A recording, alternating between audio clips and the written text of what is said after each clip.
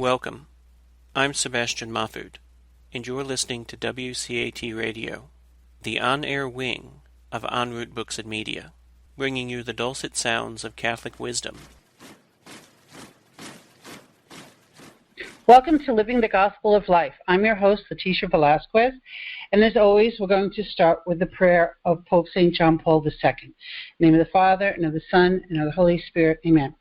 O Mary, bright dawn of the new world, Mother of the living, to you do we entrust the cause of life.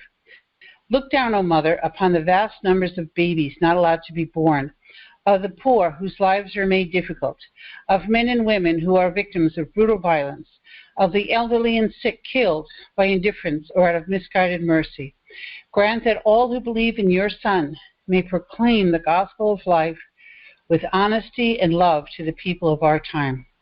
Obtain for them the grace to accept that gospel as a gift ever new, the joy of celebrating it with gratitude throughout their lives, the courage to bear witness to it resolutely, in order to build together with all the people of goodwill the civilization of truth and love, to the praise and glory of God, the Creator and Lover of life. Amen. In the name of the Father, Son, and the Holy Spirit. Amen. I'm honored to interview Brian Johnson today. Brian Johnson lives near me in eastern Connecticut. He is a 49-year-old husband and father of four, a child of God, a cradle Catholic. Brian is a member of the Knights of Columbus, and he started Second Saturday Films about 5 years ago, where they show faith-based movies on the second Saturday of every month. Brian believes that God speaks to him through movies. And before we went on, Brian, I said that I agree that the mass media can be a very powerful way for God to speak. So you're welcome to Living the Gospel of Life. Thank you. Thank you for having me. You're also, I might add, and Brian's very modest, he organized a humdinger of an opening night for Unplanned. Actually, it was the night before it officially opened, right? The movie Unplanned? Right, yeah, the way that Unplanned offered it, if the movie was not being played in the area, you could buy out a theater the day before and it was called the Red Carpet Event, and the day before it came out, which was a Friday, you were able to buy it out for that Thursday. So when you say buy it out, did you have to advance the ticket money? Yeah. So in order to be able to do that, you had to commit to 250 seats. The seats are, and there's a negotiated rate, but so I had to put up the approximately $2,500 wow. ahead of time. I tried to do that for Bella, and I couldn't raise the funds. That was the first time I ever heard about that. I wasn't on social media yet when the pro-life film Bella came out. I tried to do it on Long Island. I almost had a donor, but people were afraid. We were just learning to flex our collective muscles as a pro-life and a Catholic public, movie-going public, right? And I think the passion of the Christ gave us all courage to say, hey, there is a public out there who wants to see faith-based films. And they've got lots of money. Yeah, and, there's no question, so I did it. I kind of took a leap of faith, and I did that. And I had many people who had said, you know what, there's not going to be enough people to fill that and whatnot. And I said, listen, so as God works in my life, and I believe in everybody's lives all the time, sure. That month I had, just around that time, I had received a bonus from the job that I do, and that bonus happened to be about $2,500. Oh, God bless you for risking that bonus. I'm sure you earned. That's casting your bread upon the waters, as our Protestant friends say, and trusting in God and putting your faith in action. And as we like to say, your money where your mouth is. That's fantastic. Right. And as I said, it was a rousing success. Did you have to turn people away? And how many theaters did you fill? It was one entire cinema, if I remember correctly. Well, so, it was just an amazing story, in my opinion. So I had to commit to 250 seats, which was essentially at that one theater. There was three theaters within that cinema. So I think there's 8 cinemas at that theater. So I bought out 3 of them. And relatively quickly, in my opinion, I started to get to about 75% sold out. And I just had this feeling that we were going to sell it out, and so I called the producers from Unplanned, and I said any chance we could get another one, and we did. And then I did it again, and to get a fifth one, and we did. So you doubled? You doubled the amount of seats that you originally reserved? So we over doubled, actually. So what happened was then I called them back one more time, and I said, listen, we are completely sold out in Waterford. Any chance we can get more? And they said, we can't give you that because then you'll have the whole, theater, all 8 theaters, and we want other people to come to watch other movies. So I contacted a woman. Oh, the theater owners told you that, not Unplanned, right? The theater owners? The theater, correct, right? The theater owners at that particular theater did not want kind of a monopoly of just, all one moviegoer or one movie being shown at the time there. So I contacted another theater in a few towns away, and she said, yes, we'll give you a theater. I negotiated a deal with them. I wrote them a check, and then I called them back quickly and said, can I get a second one? And they actually opened up. They knew we were going to sell out that second one. They had so many calls directly to that theater that they Mystic? actually. Brian, that was Mystic Cinemas, right? Mystic, Connecticut, yeah. Right. Yeah, I remember that was the overflow theater. Right. So we ended up selling about 700 tickets. Wow. And this is in really blue Connecticut that's supposed to be so pro-abortion, so, left of center. And the pro-lifers were there. Now, how did you contact them? What were your methods? How did you find the pro-lifers? Any way I could, to be honest with you. It was really amazing to me. So I had to, when I first took that leap of faith, I had to come home and sit my wife down and tell her exactly what I had done, and which was to, you gave them the check. After I committed, right? And I said, and I've said many times to her, so she handles a lot of the money in the relationship, and so she has a concern sometimes about money and whatnot like that. And I said, listen, you know that I say God always provides, and He will. And she said, I know. She said, and it's okay. So the first thing that she did, which was just an amazing response in my opinion. So my wife is, I'll let out a little secret here. So she is the technology end of what I do. I am technologically illiterate. And the first thing that she did was she says, we have to promote this movie. And she went up on to Eventbrite, and she put a link to my website, which is journeyforlife.org. And wait, slow down. Say that again so our listeners can look it up. Sure. Journey? Website is, all spelled out, journeyforlife.org. Okay, journeyforlife.org. Okay, thank you. Right. And so she put up a way for us to be able to accept credit cards and the whole works.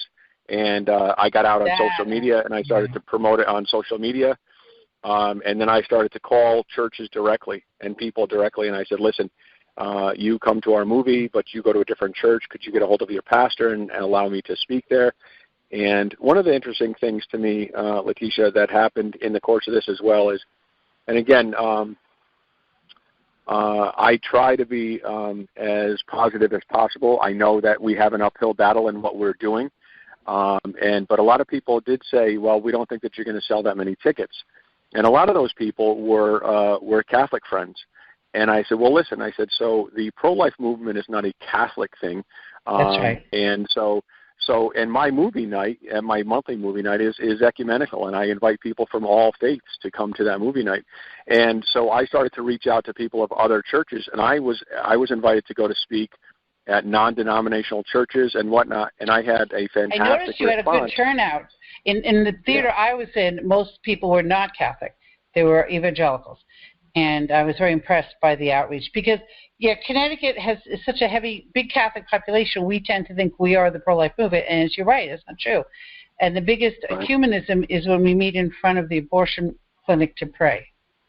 Right. We that ministry of pro-life together. CareNet's very active in Southeast Connecticut, in New London and Willimantic, and they're doing a great job. And we as Catholics work alongside them, not in competition, but alongside. And there certainly was a spirit of ecumenism in the theater. I'll say that. Yeah, and that's exactly right, what you just said, where so CareNet, that was another amazing part of this whole story of the unplanned thing. So, and again, if anybody ever thinks that there's ever such thing as a coincidence, I would argue that they're all God incidences, because when I did this, and again, I didn't think about it and talk it through and mull it over and have meetings and things like that. I just did it.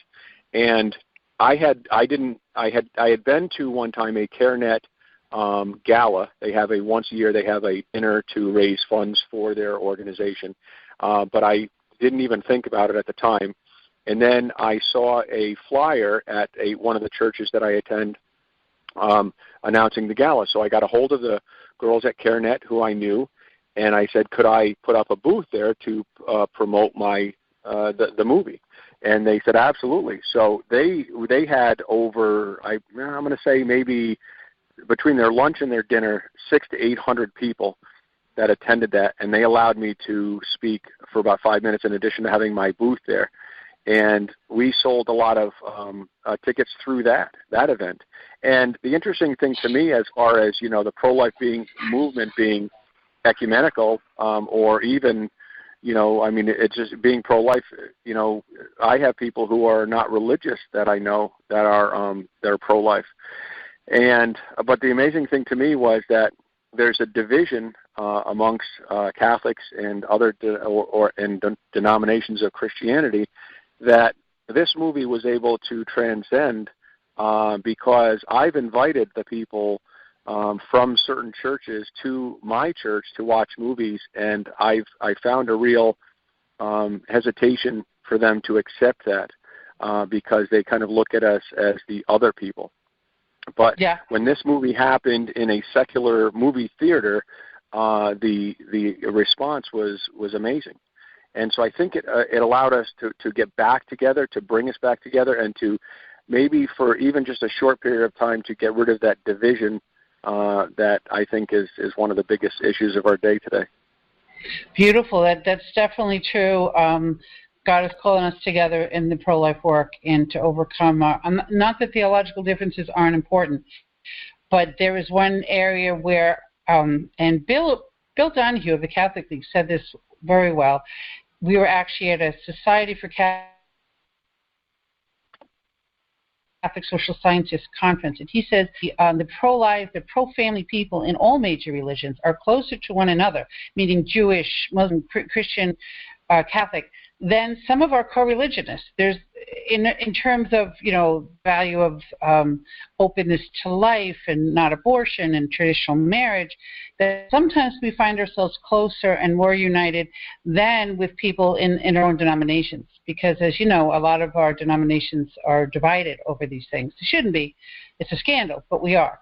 So it's wonderful to feel that feeling of ecumenism and a shared interest in bringing the truth to light. And Jesus says, "I am the truth." So we're bringing the truth that life is a gift, and the sadness of when life is destroyed and lives are destroyed, because every abortion has two victims: the baby and the mother.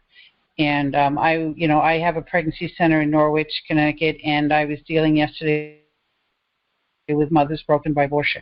That's a lot of what we do, is help the women mourn their child, help the women seek for God's forgiveness, and apologize to their baby and ask for their baby's intercession as the baby's with our Lord, right? Ask for that baby's prayers and to heal that wound, because it is carried by so many women. I think it's up to 40% of women in our culture are suffering from post-abortion syndrome. And the worst thing is that it's not acknowledged by society. And I think Unplanned did a good job of showing not just the physical ramifications of abortion, but the emotional scars.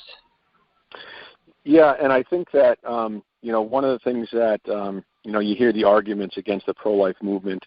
And, one of the things that you had mentioned about and at your center there is the people who are, we'll call them, again, they call themselves pro-choice, which they like to give themselves kind of warm and fuzzy names, right? Yes. So sure. I don't, I consider myself to be pro-choice. They say, you have a choice to do the right thing. That's right. You don't have a choice to take the life of another person. But so the people that call themselves pro-choice, they believe, and in some cases I think it's maybe justified, because some people are not as open to just being with somebody who has been involved in a situation like that. But they believe that it's an act of condemnation that the pro-life movement wants to get involved in, and that's not it. It's that we all make mistakes, that we are all sinners, and that we all need to return to God. And so, but we need to acknowledge included, ourselves first, right, Brian?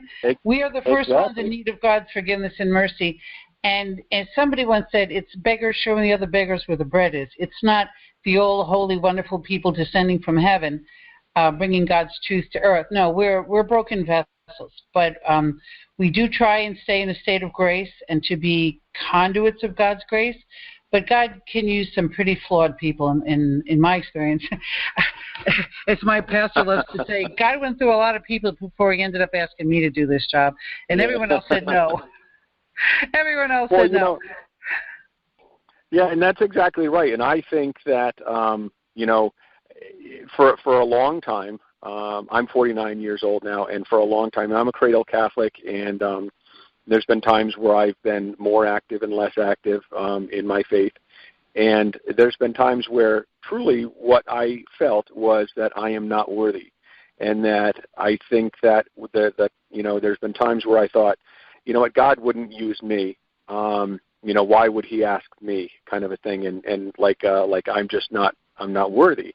But then, it's amazing to me, again, if you look for, and I teach a catechism class, 7th and 8th grade, and I told them, I said, here's the most important thing to know, is that I don't care what you're going through, I don't care what question you have, what you're struggling with, the answer is in one book. And it's amazing to me, every single time I'm struggling with something, with my children, with my wife, with work, with whatever, and I open up the Bible, and a lot of times I'm in the Gospels or wherever I am, and the answer just jumps right out at you.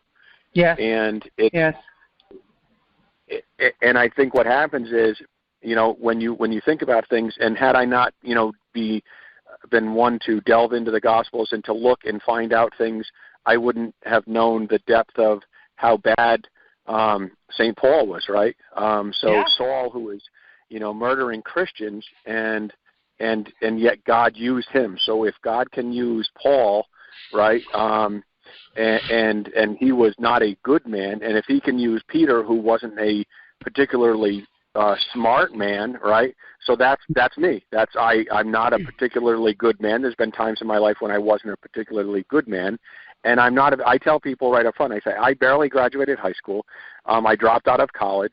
I don't claim to be smarter or better than anybody else. But when we share our stories, then that's what happens, where people come out of themselves. So the Bible is just a big book of stories.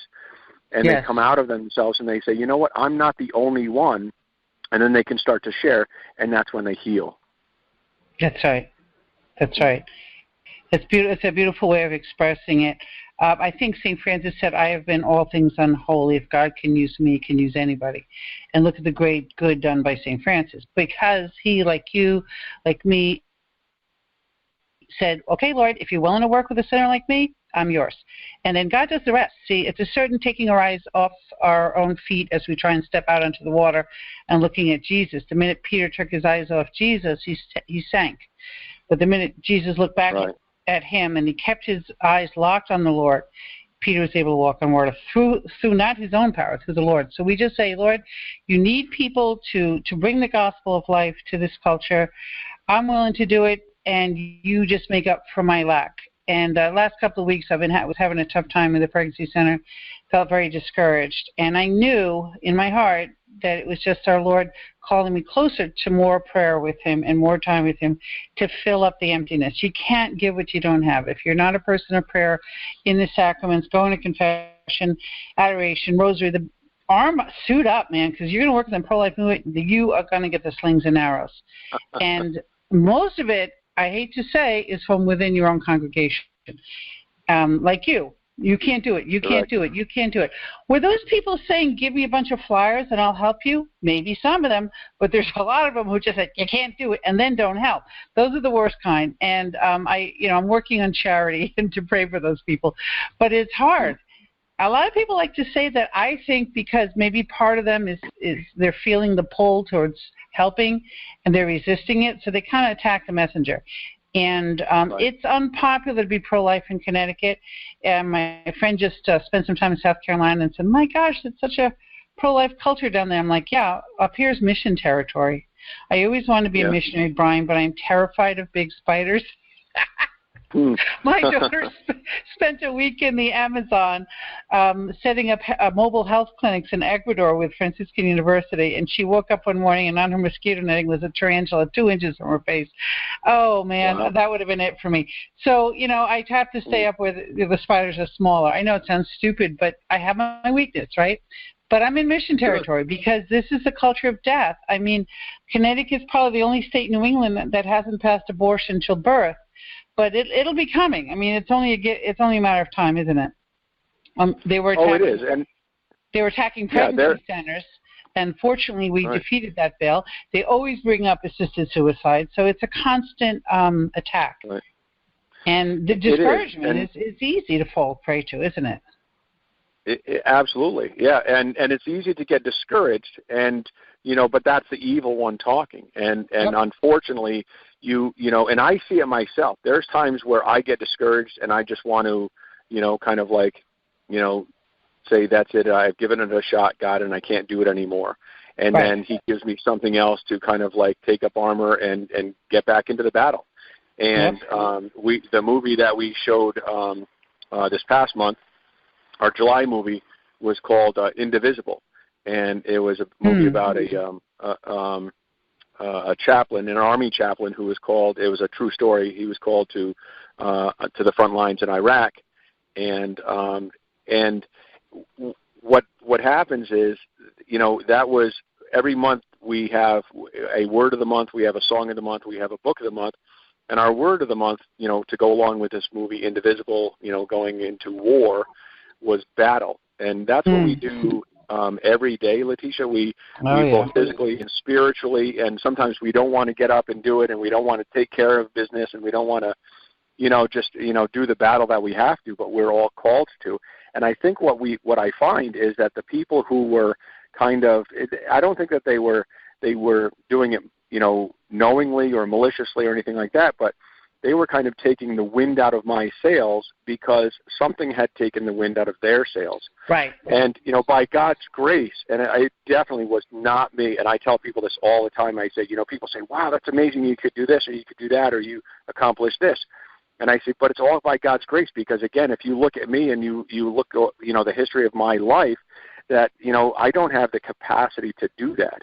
And so I just kept going, and I said, I think there was a little bit of fear involved, thinking, okay, I just committed myself to a lot of money, and now I need to go sell these tickets. But, man, did he work miracles in the people that I met along the way, and all of the different things that I was able to do as a result of that.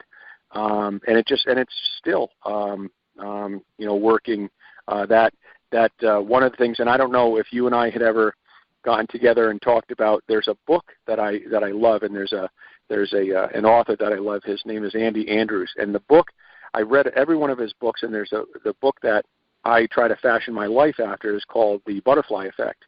And what I did was I called Andy Andrews, and I said, Andy, this is what I'm doing.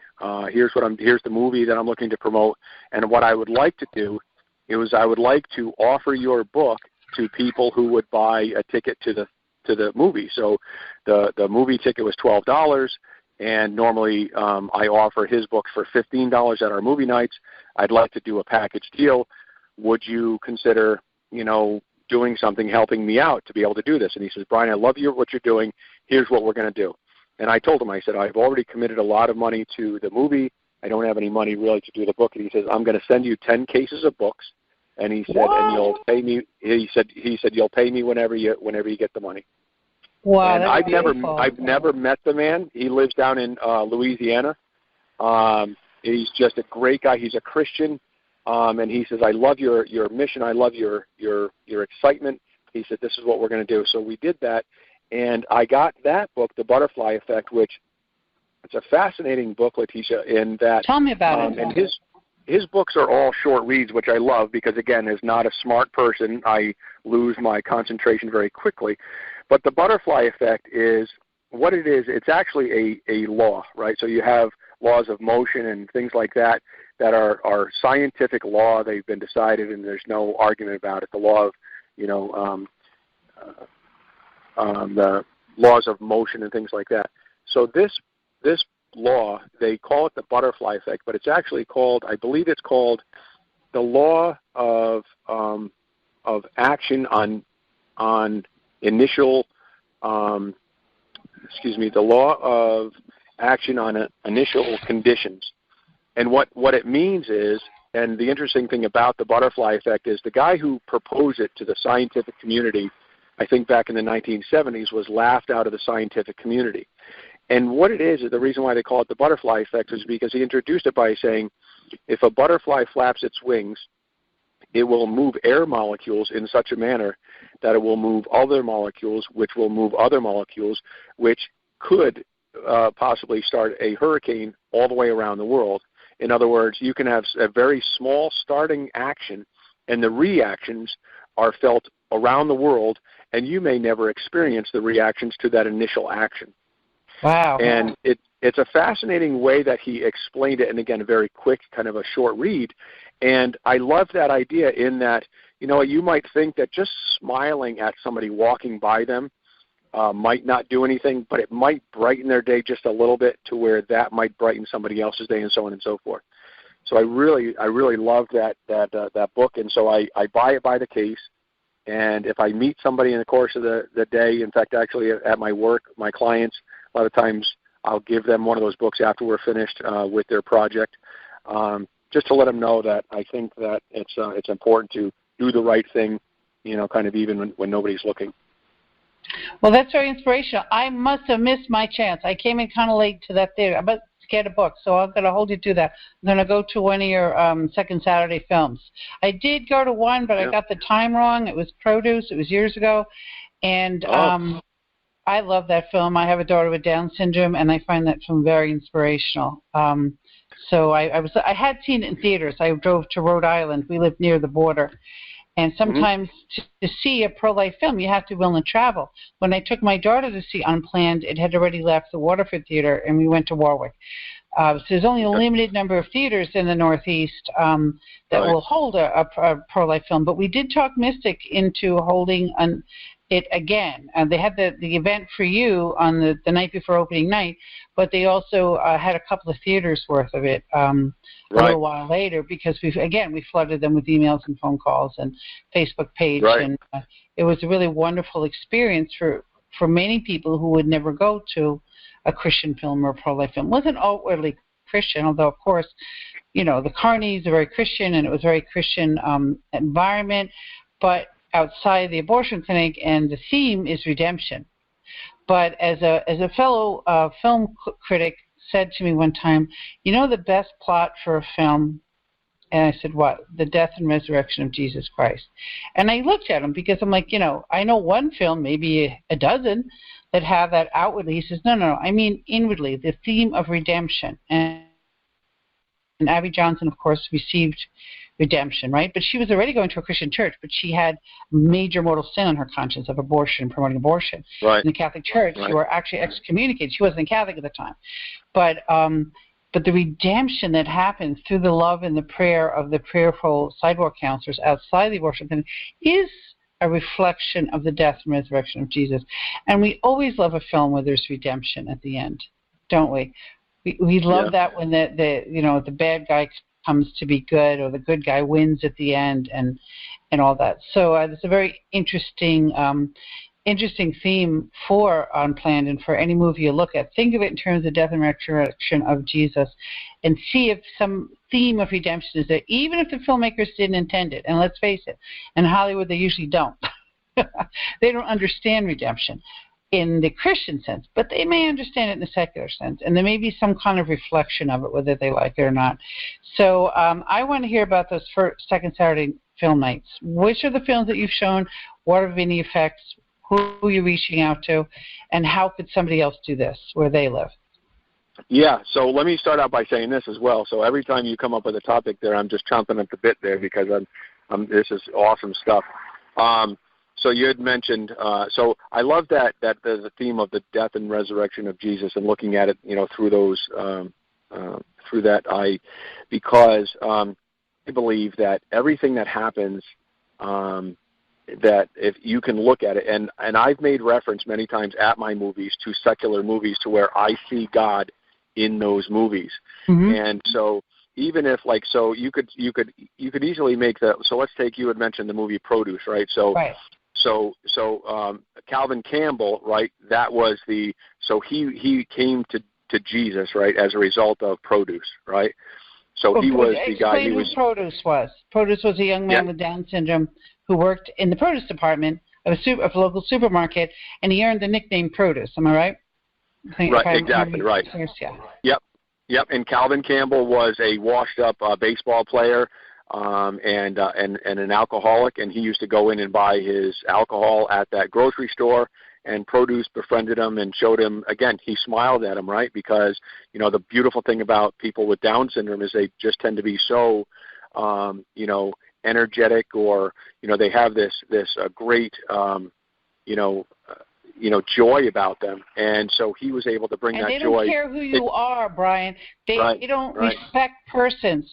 My daughter kicked the head executive of CBS in the head at a screening of a Down syndrome movie in Manhattan one time, and we made friends with them. They do not care about your name. He happened to have a grandson with autism, so he was very understanding.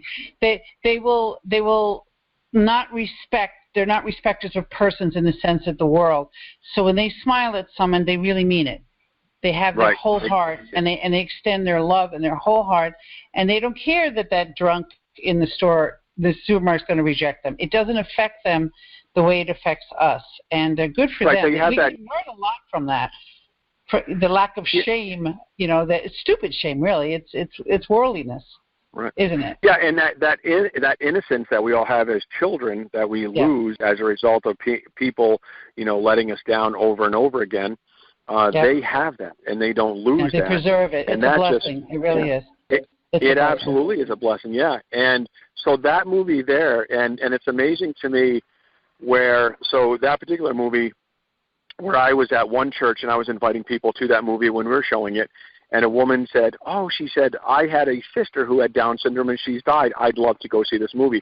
So she didn't come to see the movie because, she wanted free pizza or she wanted to go out to a movie. Because of the subject matter. And it had such an amazing impact on her. And she was crying at the end, and she said, thank you, and for inviting me in this. And that's the kind of thing, Leticia, that I find is that butterfly effect, that every movie without fail, whether sometimes we have as little as 30 people there, sometimes we have as many as 100 people there. And whoever it's there's somebody who is moved to the point where it just makes a difference in their life. And so the movies that we show, and so they're all Christian-based. They're all they tend to have a lot of God in them. Like the one before Indivisible, we showed Heaven is for Real. We showed Miracles from Heaven about the little girl who had an incurable disease, and the family she fell inside of a hollow tree, right? That's a right, and she was stuck there for 5. Yeah, she landed on her head, and she was stuck there for 5 hours. So, and again, it's just amazing. And that, again, another true story. And so people will come sometimes because maybe, they lost a daughter, or they have a daughter, or they watch the trailer, and something catches their attention, right?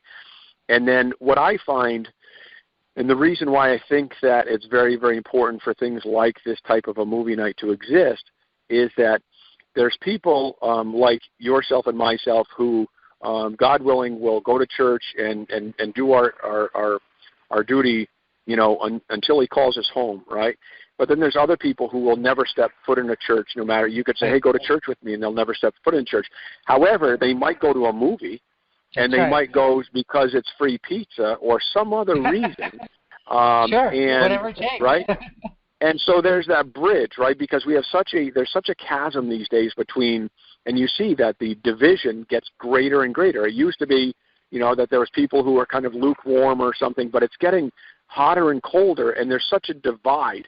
So the way to, in my opinion, is to have something that's secular in nature, right? It's a movie, it's an event, there's pizza, things like that, and then people come in and they see the way that everything is intertwined together, that it all is, it's all the same thing. It's all about God, and whether you're saying yes to Him or saying no to Him, because at the end of the day, those are the only two choices.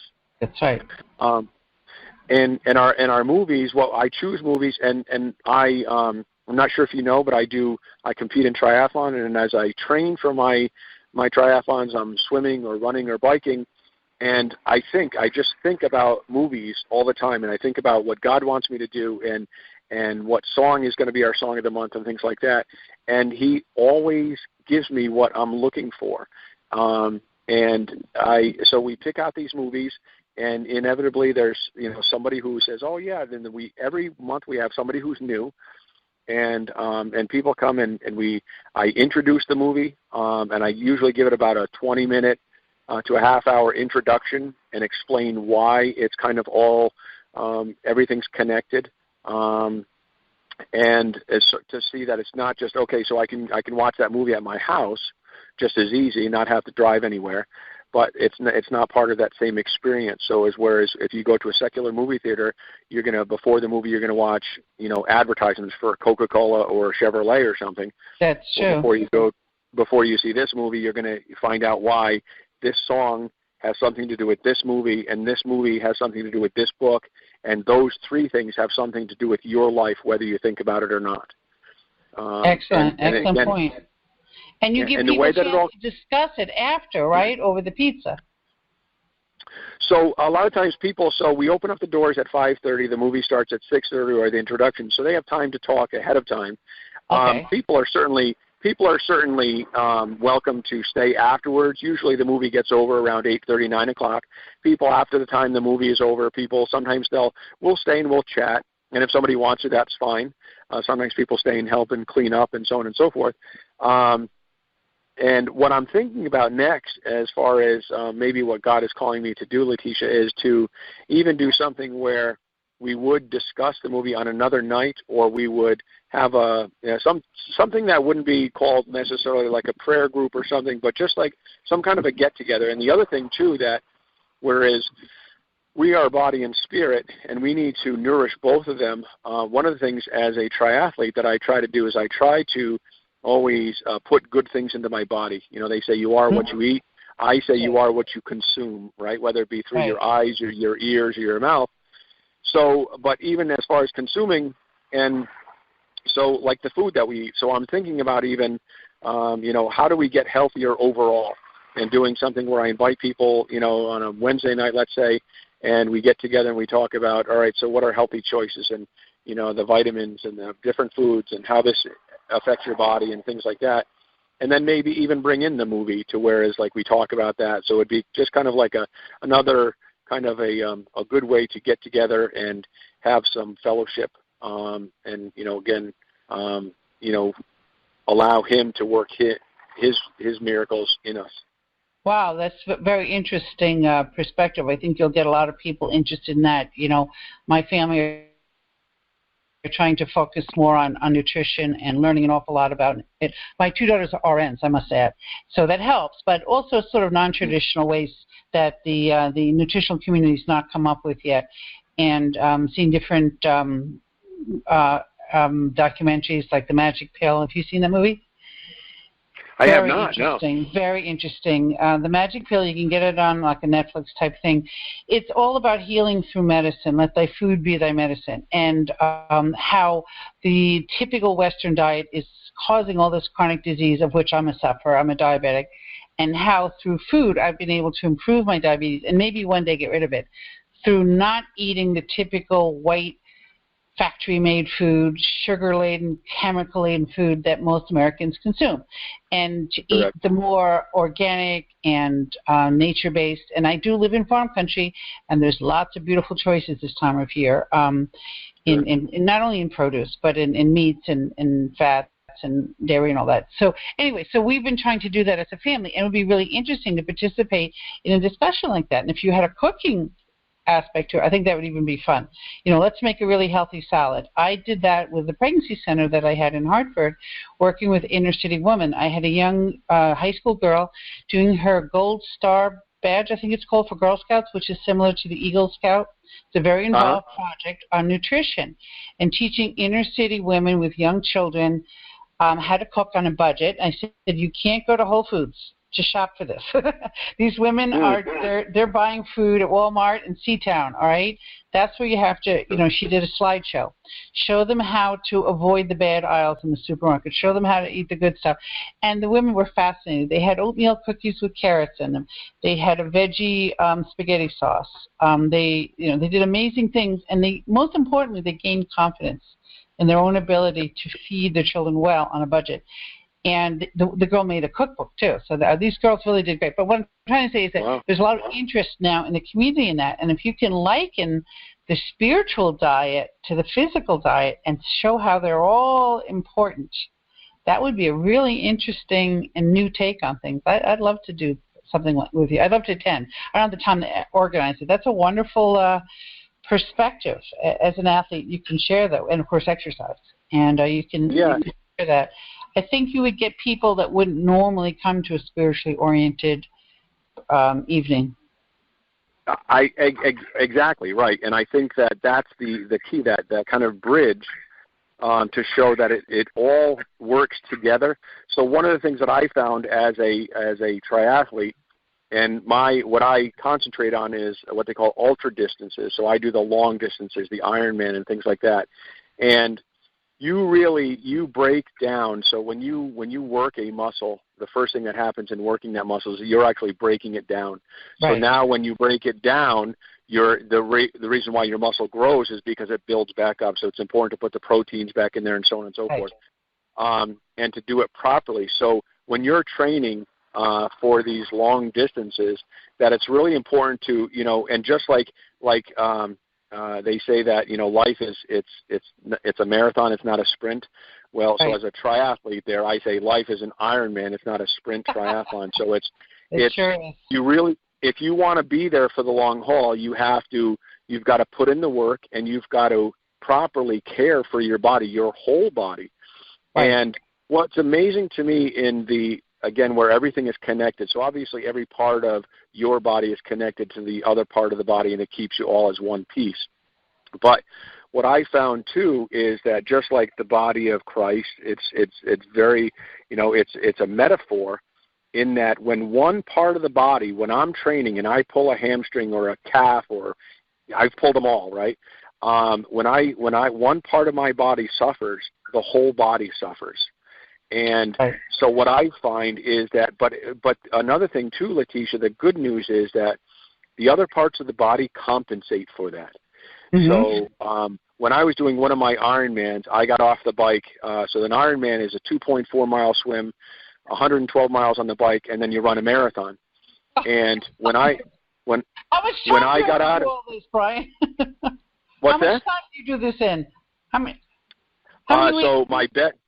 so my best time is 12 hours and 2 minutes. Oh, so you're exercising for 12 hours straight. Oh my word! Correct. Right. Heavy duty. It's heavy duty. And again, what happens is, and I'll actually, if you don't have one, I'll send it to you. And actually, if somebody emails me off of my website, I'll even send them one as well. I came up with a bookmark. I designed a bookmark. And on that bookmark, I have two prayers. One of them is from Romans. I have a prayer that I do, and then I have a passage from Romans that I like that pertains to endurance, triathlons, and just really a lot of difficulty. And from Romans, it has to do with, endurance produces character, and character produces hope. I was just thinking, I was wondering where it is. What's the citation? I'm sorry. What passage is it? Letter from what passage is it? Yeah, I was just thinking of that as you were talking. Yeah. If I was a better Catholic, I would tell you the chapter and verse. It is right. Hold on, I'll look it up. Right. Yeah, I'll look it up. So it's Romans, and I don't have. I should know it, but I love it, and I know that's why God the gist of the passage. Right? Endurance produces. Okay, right. I'll just look it up on Bible. So one is affliction as well. So I neglected to say that as well. So affliction produces endurance, produces hope. And basically what it was I had to give myself up to God in order to be able to say, if anybody does a marathon or an Ironman, they know that there's 100 times in that race that you want to quit, that you just want to say, I can't do this. And in my personal experience, it's just been, God, I don't know why I'm doing this. I can't finish. And I have, by the grace of God, so far, I do not have any what they call DNFs on my scorecard. DNF is did not finish. So I finished. Oh, I really need to hear that from you today, because I'm re-undertaking an exercise program, and that is my weakness, physically hitting that wall and saying, I'm not going any further, and then giving up. I have to get up again. And I found that citation. Thank heavens for the internet, right? It's Romans 5, verses 3 through 4. And not only that, but we also rejoice in our afflictions, because we know that affliction produces endurance, endurance produces proven character, and proven character produces hope. Right. You get hope, but you work at it, because you work at trying and trying and trying. And in the spiritual life and in your physical workouts, that's why you're learning from your physical workouts not to give in when every pro-lifer saying you can't get that many people. How many people did you have at that unplanned event? Yeah, we had almost 700 people. 700. And you started with 250, and people told you couldn't get 250. Right. How many months did it take you to get that kind of a crowd? So actually, it was interesting too, is because I was waiting for them. It was to answer your question is it was about 6 weeks. 6 weeks. Because what happened was it was scheduled to come out, and I don't remember the exact chronology of it there, but it was scheduled to come out, and I called the theaters, and everybody said no, we don't have it scheduled, and so then I got a hold of the producers, and I didn't get a response from the producer, and I contacted them again. And it was difficult. They were understandably so. They were shorthanded, so they didn't get back to people in a timely fashion. Right. And then I finally got somebody to get back to me, and I said, so here's the scoop. I want to do a buyout, but I need to know as soon as possible, because I need as much time as possible in order to get these theaters filled. If you want me to financially, support this, I need to get these theaters filled. So every day that it took them to get back to me to say, because a couple of the theaters balked at it. We were going to do Lisbon, and Lisbon declined. I'm sorry to hear that. And it could just be that they had a full schedule or something, I don't know. But so I said, I would call them regular. I hounded her. And I said, did you hear from Waterford? Did you hear from Waterford? And finally she got back to me. She said, hey, Waterford got back, and they said, yes, they're good. And it's 256 seats you have to do, 3 theaters. Here's the amount you're on the hook for. Sign this waiver and send it back to me, and you're all set. So by the time that happened, it was probably 2 or 3 weeks that we were going back and forth. And so I only had about 6 weeks to be able to do that. Wow, that's amazing. Yeah. And let me ask you about your Saturday night movies. If somebody wants to do it, do you need special permission or equipment to show a film to a crowd of people? So the way that I did it, so a couple of different things. So the first thing is that a lot of people don't know is that in order to show a movie in a public setting, I don't care if it's a church or a school or town hall or whatever, you need to have a license for it. And licenses vary. So that depending on the popularity of the film is depending on the price of the license. So there's some films that are older that are covered under what's called CVLI, which is Christian Viewing Licensing International. And then you can get a blanket license for those.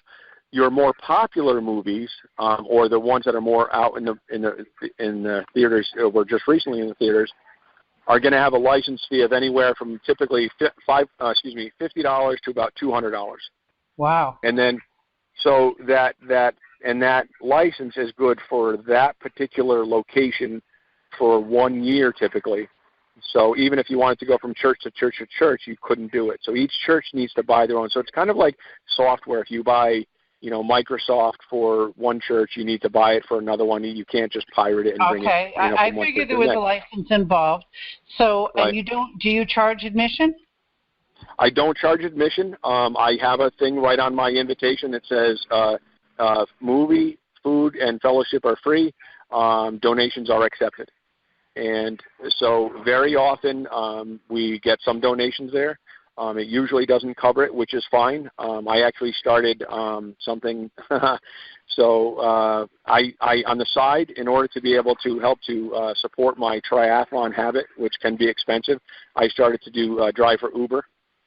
And okay. And so my wife had suggested, she said, listen, why don't you just take all that money and put it into a separate account, and you can call it Uber for Jesus. And so that's what I do. So that goes into that account, which is the same where the donations go, and then that's where we draw from in order to be able to pay for the license and the pizza. Oh, wow. More generosity on your part. That's amazing. I just want people to know how it's done so they can try it themselves. Some churches might offer them a budget. It's definitely a worthy ministry if you're going to do outreach. And like you said, films are very popular. And what are some of the surprising films that you didn't expect to have a big impact? Honestly, I don't know that I had any that I was surprised at. I find when I first started Leticia, and actually let me back up just real quick. So the first movie that I ever showed, I'll tell you a quick story. I used to travel for work, and my territory was all of New England. And I remember traveling, and I was listening to Sirius satellite radio, and I had heard about this great movie coming out called October Baby. Yeah. And October Baby, for your listeners that don't know, it's a great pro-life movie. And I heard about it, and I actually also heard an interview with the woman who played the birth mother in the movie. And I heard the interview, and I said, I have to watch this movie. So when I got to my hotel that night, I Googled the movie to find out where it was being played in my neighborhood. And it wasn't being played in Eastern Connecticut at all, maybe not even Connecticut at all. Yeah. So I made an appointment with one of my clients up in the Boston area. I went up there. They were showing the movie not far from there. I went to see the movie, and I was amazed. I was just floored, and I said, people have to see this movie. So I waited for it to go through the theaters. I bought a license for it, and I showed it. I asked my pastor if I could show it. He said yes. And we had, I'm thinking, 20 people come, and we showed it in on a screen that was like 5 feet by 5 feet, and they sat on the floor. And from there, that was what gave birth to Second Saturday Films, where people loved it, and they said, hey, wow, this is great. And I had a questionnaire, and they said, would you come to watch a movie, once a month or something like that? So that's what really got us started. So back to your question about a movie that's an amazing movie. I traveled to Rhode Island myself to see it with a young woman who had been adopted, and it was a very moving experience. It's about adoption and abortion, and a really moving experience for her. So, yeah, and sometimes people aren't willing to go out of state to see a movie, so you can bring it to them. Right, and it's amazing to me that people aren't even willing. Sometimes when I say we're in Quaker Hill, which is in southeastern Connecticut, I've had people say, even like Norwich or even a little bit north of Norwich, people say, no, that's too far to go. And which, you know what, to each their own. I understand that some people, maybe they don't like to drive long distances, but so I've even offered, and I've been actually to several different churches. I've been to St. John's in Uncasville and Our Lady of the Lakes in Oakdale and St. Mary's, I think it was, in Portland, Connecticut. I've been to Groton to be able to do Second Saturday Films at other churches as well. Wow. And so I think that that's something that as I go, and I just, again, if somebody asks, I typically do my best to say yes. And there's always a reason for it. Sometimes there's something going on at my church where the hall is not available, so I have to find somewhere else. And sometimes people just say, hey, would you consider coming to my church? And I say yes. So that's a wonderful ministry. I hope that we've let people know ways to get involved. Oh, how do you get a license? How do you obtain the license to show the film? Yeah, so one of the interesting things to me is that it's not as easy as you would think. That they would say, okay, well, we make money on selling the licenses. It'd be kind of easy. If a movie is relatively recent, like, so for example, we just showed the movie Indivisible. So there's a website, and I believe it's indivisiblethemovie.com, and you go onto the website, and up on the top there's a thing that says, get involved or have a showing or something like that, and you can buy it right from the website. If it's been through the theaters and that website is no longer available, you actually have to do a little bit of homework to stay legal. So there's a few different organizations. One is called Outreach at outreach.com, and Outreach is basically a Christian organization that sells all kinds of things. They sell Bibles and movies and DVDs and CDs and books and things like that, and you can get a license through them for some of the movies. There's another organization. That's good to know. Thank you. Yeah. There's another organization. So, and they don't all have all the movies. So sometimes it's tough to find, who you can buy a license from. And so there's another one called Swank.com, and Swank.com is, I think his name is Joseph Swank. His thing is he sells all he does is sell licenses. And so you can get a license that way as well. So it's tough, but I say, where there's a will, there's a way, and you just have to go find it. And if it's definitely not out there, I would ask people to check out CVLI, which is Christian Viewing Licensing International, which that's kind of like an all-encompassing, if there was a movie, let's say A Man for All Seasons, about St. Thomas More, which is, I think from the 1960s, there wouldn't be an individual license you would buy for that, but that would probably be covered under something like CVLI. Okay, well, that's good. That's really good to know. This is great information. We started by talking about movies, pro-life movies, triathlon, and back to movies again.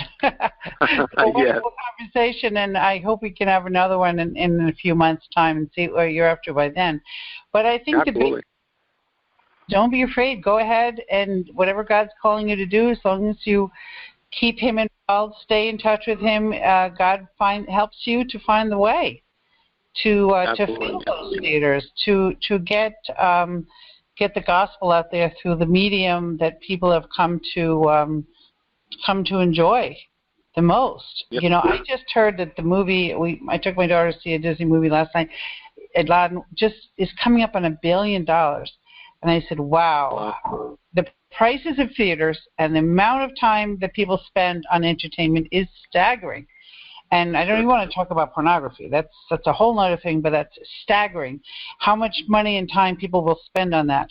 So if we can make it easier for the public to see the good stuff, then that's a very important ministry and a way to reach people that you can't reach any other way. And I was just writing somewhere that Unplanned, I believe, is historic, because I think for many people, I read the reviews by doctors that saw a screening in Indianapolis, and many of them have been seeing the horror of Planned Parenthood and abortion clinics for years, and there's been no public way to share it. I mean, you can hear a one-on-one story, and those of us work in pregnancy centers, we hear it, but Unplanned brought it to you in all its horror. I'll be honest, I could hardly watch the first scene. The first scene is an ultrasound of an abortion, and it's animated. Right. It's not a real abortion, but boy, oh boy, is it realistic looking.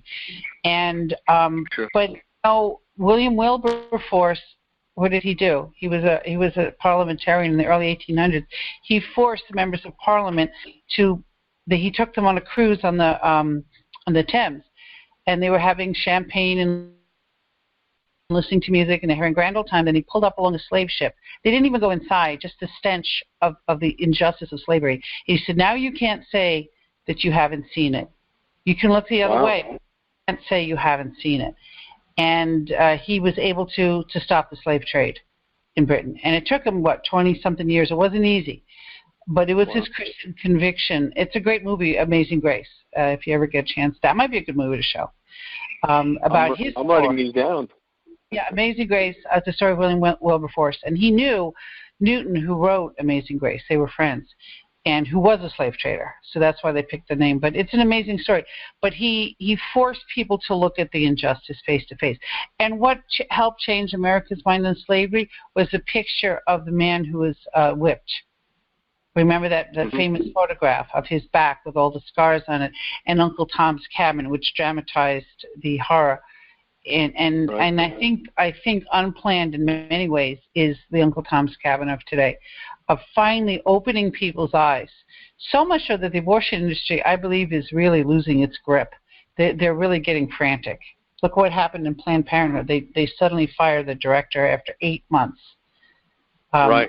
Yeah. There's a lot of theories on that, Brian, but my particular take is that she wrote an op-ed where she was talking about how distraught she was over her miscarriage, and let the mask slip a little bit from the abortion industry. What do you mean you're upset about a miscarriage? Yeah, it's very telling. Dr. Leanna Wen, it's a good idea for us Catholics and Christians to pray for her right now. Maybe the grace of God can work, as it did in Abby Johnson, as it did in Norma McCorvey and Dr. Bernard Nathanson, and many, many stellar lights of the abortion industry. Once they admitted what they had been seeing all along through the grace of God and our prayers and intercessions, they became some of the pro-life movement's brightest lights. And I think that would be a really interesting, an amazing conversion. But she seemed to be softening on the idea of, what did they say in Unplanned? Not-for-profit is a tax status. We are an abortion provider. Right. Healthcare. She didn't say healthcare. And I think part of the disagreement with Dr. Wen is that she sees abortion as healthcare, which of course it isn't. But she wanted to focus on health care. She was adding pages to the website on the common cold and asthma. And they're saying, no. We're an abortion provider. Don't go distracting us with women's health. Remember? It's interesting. They're trying to couch abortion in terms of women's health, but they don't really mean it, because there's only one health care they're interested in. And every other service that Planned Parenthood provides is a lead up to abortion. Otherwise, they don't do it. And that's why there never were mammograms. There are breast screenings, but any doctor will do that. They never did mammograms because mammograms doesn't serve the cause of abortion. So anyway, pray for Dr. Leanna Wen. Pray for us as we continue to work in Eastern Connecticut to bring the gospel of life into, as I say, mission territory. And look Brian up at his website, journeyforlife.org, right? Journeyforlife.org. Brian Johnson, thank you so much for your time, and thank you for sharing the gospel of life with us today. Absolutely. Thank you, Leticia. God bless you. We hope you enjoyed the program and will join us back for another show on WCAT Radio. This is Sebastian Mahfood. Good day.